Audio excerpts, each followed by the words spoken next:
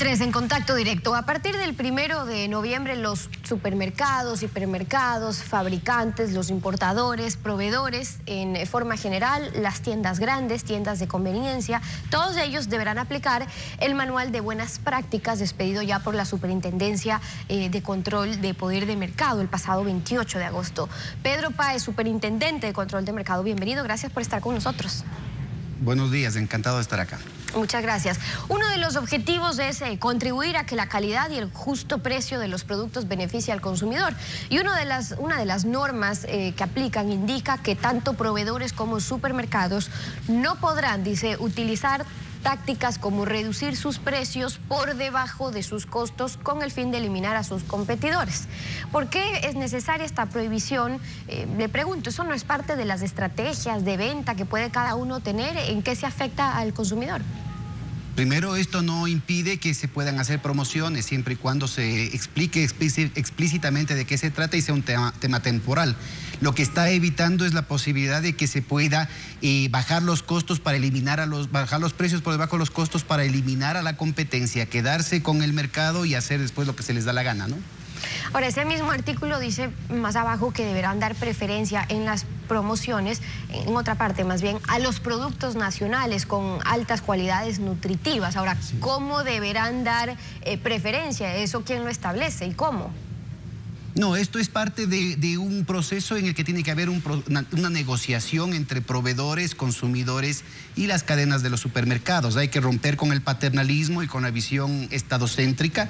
Nosotros lo único que estamos es poniendo en blanco y negro lo que ya han dicho varias leyes. La Ley Orgánica de Regulación y Control del Poder del Estado, que con manual o sin manual está rigiendo desde octubre del 2011, pero también la Ley Orgánica de Defensa del Consumidor del año 2000, la Ley Orgánica de Salud del año 2006, la Ley Orgánica de Soberanía Alimentaria del año 2009, la Ley Orgánica de la Economía Popular y Solidaria, el Código de la Producción, etcétera, etcétera. Lo que estamos tratando con esto es de que las cosas estén muy claras y que no haya nadie que pueda llamarse a confusión.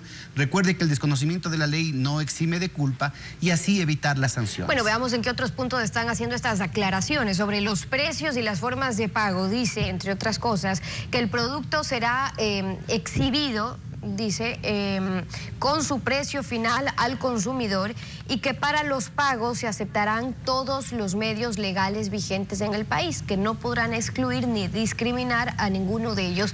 ¿Eso qué significa? ¿Que ningún supermercado o similar puede negarse a aceptar un cheque, tarjeta de crédito o a qué se refiere?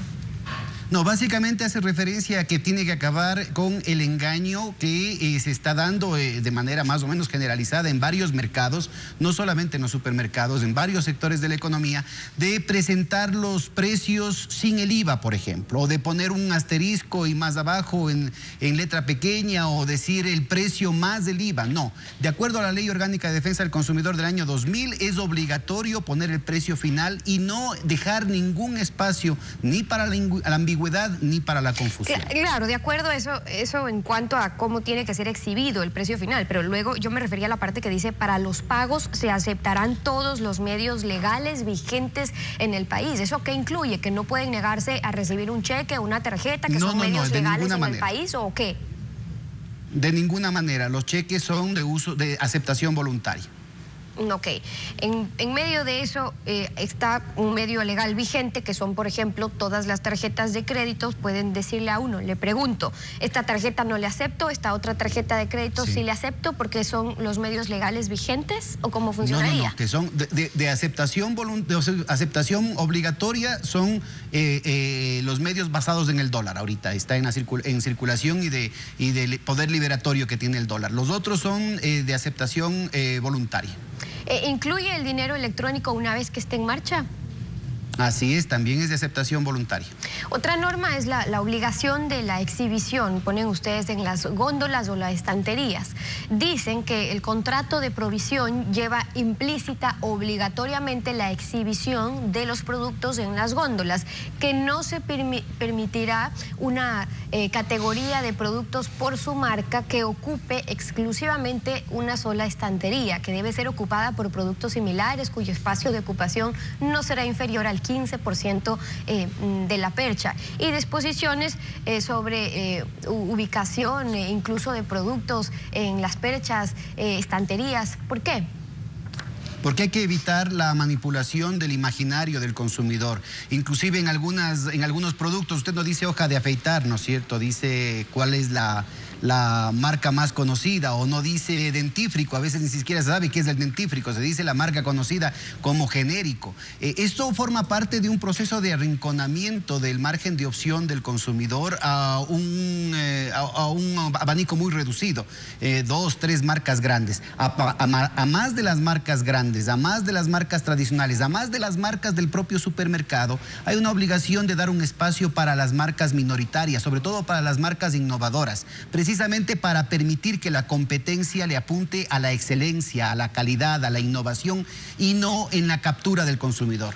La colocación en percha es muy importante, el que estén a la altura de la vista o el que estén arrinconados puede decidir la suerte de una empresa, la suerte de un emprendimiento, y es importantísimo el hecho de que se genere una competencia más sana, que dé un espacio premiando a aquellos productores que quieren hacer bien las cosas, ¿no? Por eso dicen, no solo una marca en la estantería, sino también las otras, que su ocupación no puede ser inferior al 15% de la percha. Ahora, en esta disposición, normas, ¿cómo se ha fijado la superintendencia la línea para que no signifique una intromisión, una interferencia en la actividad propia de cada uno? Si le dicen dónde poner en la percha o estantería, qué porcentaje de productos, cómo ubicar los productos, qué estrategias no pueden utilizar, por ejemplo.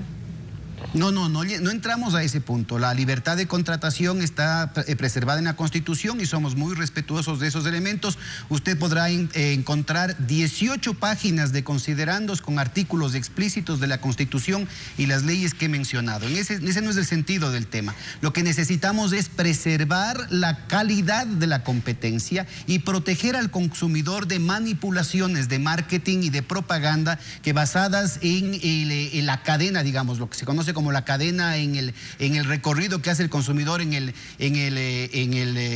supermercado, ¿no es cierto? Se van estableciendo cierto tipo de preferencias en las perchas que inducen al consumidor a determinado tipo de compras, sin permitir que haya la verdadera opción, la libertad de elegir. Bueno, y de hecho los considerandos en este manual casi que son más largas que las mismas disposiciones. Pero en las disposiciones yo le preguntaba, claro, ¿dónde se fija esa línea donde hasta cuándo se puede entrar uno para decirle así tiene que poner la estantería, así tiene que poner en la percha, este porcentaje mínimo para las otras marcas? Es decir, ¿cuál fue el proceso de socialización que hicieron también ustedes para armar este manual? En el último año, solo en el último año, hemos hecho 26 eventos de distinta naturaleza colectivos, públicos. Aparte de eso, han habido un sinnúmero de encuentros formales e informales, bilaterales y de otro tipo, tanto con las cadenas de supermercados como con los proveedores, con sectores consumidores y también con especialistas internacionales. Esta es una preocupación en la que hemos venido trabajando ya 2 años y le insisto, el propósito fundamental es acabar con la visión paternalista y estadocéntrica en la que tiene que ser el Estado el que dé resolviendo las cosas y abrir las puertas a una nueva esfera de soluciones, las soluciones de mercado, en el que precisamente desde el empoderamiento, con dignidad, con conocimiento de causa, sin manipulaciones, sin sutilezas subliminales, ¿no es cierto?, que terminan capturando la imaginación del consumidor, se pueda establecer una dinámica que, insisto, premie al emprendedor que le apunta a la excelencia, al que busca mejorar la calidad, mejorar los precios, para de esa manera, ¿no es cierto?, proveer una dinámica en la inversión, en la generación de empleo diferente a la que ha estado rigiendo en el país hasta hace poco. Necesitamos preservar la presencia no solamente de las pequeñas y las medianas empresas para garantizar que no sean las integraciones verticales y horizontales las que terminen dominando el mercado y la economía ecuatoriana, sino que también tenemos que proteger la posibilidad de que entren emprendimientos innovadores, que es lo que ha faltado en el Ecuador. Ahora, hay algunos puntos positivos también en relación a esto, como el que los proveedores, los supermercados tengan que publicar mensualmente en sus portales web el listado de todos los productos que ofrecen con sus precios finales, para que los consumidores puedan revisar los precios. Ahora, el gran problema en nuestro país es que las normas a veces sobran, pero no sobra el control, no sobra el cumplimiento. Entonces, ¿cómo van a controlar? ¿Cuentan con personal suficiente también desde la superintendencia para hacerlo, la organización necesaria? Al contrario, de lo que se trata es de construcción de ciudadanía. De lo que se trata es que sea el propio proveedor, el propio emprendedor el que haga valer sus derechos. Estas quejas permanentes de que nos pagan tarde, mal y nunca, de que nos obligan a entregar 25, 30, 35% de nuestra mercancía de manera gratuita para las promociones del supermercado, de que nos amenazan si es que vendemos a la competencia, nos dicen que nos van a sacar del mercado. Hay el caso de una productora de fideos que por haberse atrevido a vender a una empresa extranjera, a una cadena extranjera que intentó entrar en el país y que no fue dejada entrar al país precisamente por un acuerdo que históricamente se dio aquí en el país para repartirse los mercados. Resulta ser que hasta ahora, después de que hace tiempos que desistió esa empresa a entrar en el país, hasta ahora esta empresa de fideos no puede colocar sus productos en los supermercados, por ejemplo. Entonces tenemos que acabar con las amenazas, tenemos que acabar con el clima del miedo, tenemos que acabar con el bullying empresarial. Lo que necesita es generarse un proceso de construcción de ciudadanía que refleje el nuevo balance de poder, que muestre que hay que dejar al pasado atrás y que hay que visibilizar el futuro en el siglo XXI desde un proceso, desde un nuevo balance de poder en el que, insisto, impere la transparencia, la eficiencia, la excelencia en los mercados. Se están configurando observatorios ciudadanos, comités de usuarios en todo el país, precisamente para vigilar que este tipo de procesos se den y no dependan de un tema burocrático. Hay que acabar con el paternalismo. Sí, porque dentro de esto también están los usuarios y qué pueden hacer en relación a esto cuando ven que no se respetan ciertas prácticas por más de que exista también la norma. Entonces, ¿cómo hacer que los usuarios no queden en la indefensión, que finalmente es lo que más importa?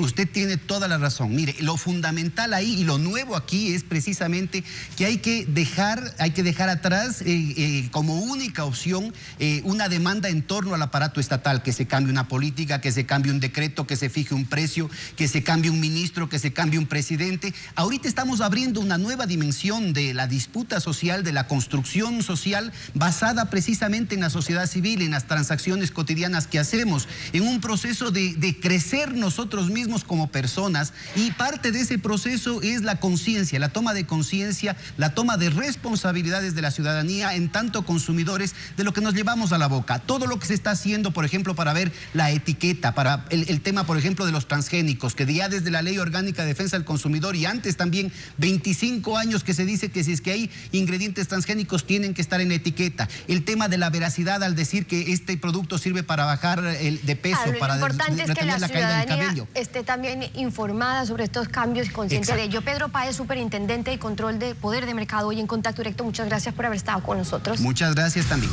7:35, nos vamos a una pausa.